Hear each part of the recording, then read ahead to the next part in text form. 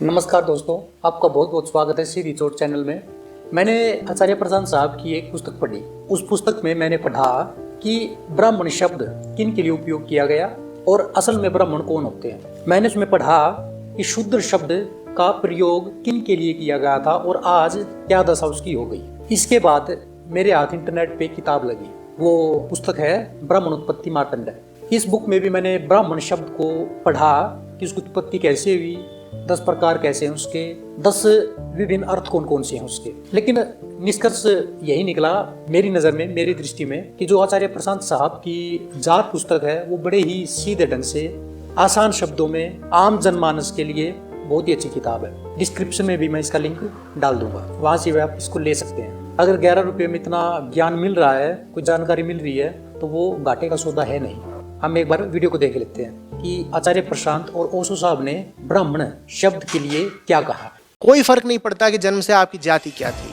ब्राह्मण कोई वर्ण नहीं, अनुभूति है। अगर जन्म ने आपको जो कुछ दिया, शारीरिक वृत्तियां, मानसिक संस्कार, आप उन सब का उल्लंघन करके उनसे आगे बढ़ाए हैं, तो आप द्विज हुए, आप ब्राह्मण हुए। ब्राह्मण शब्द का उतना ही अर्थ है, ब्रह्म को जाना और ब्रह्म से एकाकार हो गए। न केवल ब्रह्म को जाना बल्कि जाना कि मैं भी ब्रह्म हूँ। जो दूसरा जन्म कमाए अपनी मेहनत, अपनी साधना से, सिर्फ वो ब्राह्मण है। जो ब्रह्म को जाने सो ब्राह्मण।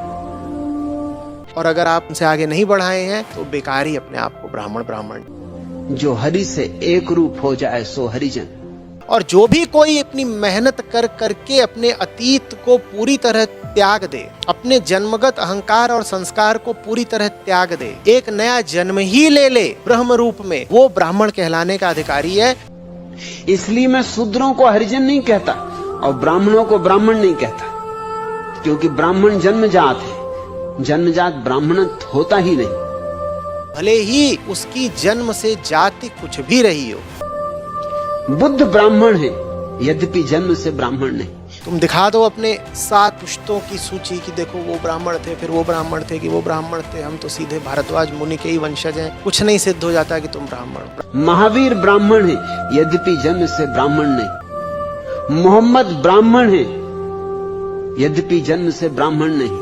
ब्राह्मणत्व तो कमाना पड़ता है, ब्राह्मणत्व तो तुम्हारी साधना का फल होता है, जन्म से मिलने वाली चीज नहीं होती। जीसस ब्राह्मण है, यद्यपि जन्म से ब्राह्मण नहीं। शायद ब्राह्मण शब्द भी उन्होंने कभी ना सुना। जिंदगी लगा देनी पड़ती है तब ब्राह्मण बनते हैं। क्यों? क्योंकि उन्होंने ब्रह्म को जाना। अंत में दोस्तों मैं यही कहना चाहूँगा कि आप आचार्य प्रशांत की जात पुस्तक को खरीदें। आचार्य प्रशांत साहब के जात के ऊपर बहुत सारी वीडियोज़ हैं, उनको जा करके फ्री में देख लें, आप समय निकालें उसके लिए, और एक बार उनको नज़र भर देख लें, सुन लें, कैसे भी करके एक बार उनको पता करें कि वास्तव में ब्राह्मण कौन होते हैं। क्योंकि इसको लेकर के वाद विवाद बहुत हो रहा है। इसके पीछे की जो कहानी है, वास्तविकता है, उससे हम शायद अनभिज्ञ हैं, उसको जानते ही नहीं हम। इसलिए किताबें पढ़ना बहुत ही ज़रूरी है, खासकर उनके लिए जो इस चीज़ का, जात का और शूद्र का और ब्राह्मण का, इसको लेकर के बड़े संशय में रहते हैं। जो जानना चाहते हैं उनके लिए बस ये, और जो विरोध करना चाहते हैं उनका तो मैं कुछ नाम लेना नहीं चाहूँगा। तो आपको ये किताब, ये पुस्तक जात पढ़नी चाहिए। इसमें जितना भी दिया है वो समझने के लिए काफ़ी है, और पतली सी पुस्तक है, आसानी से कुछ ही देर में पढ़ी जाएगी। कुछ देर का मतलब एक दिन में आप इसको आराम से पढ़ सकते हैं। आपने इतने ध्यान से सुना, इतने प्रेम से सुना, उसके लिए आप सभी को बहुत बहुत धन्यवाद। जय हिंद, जय भारत।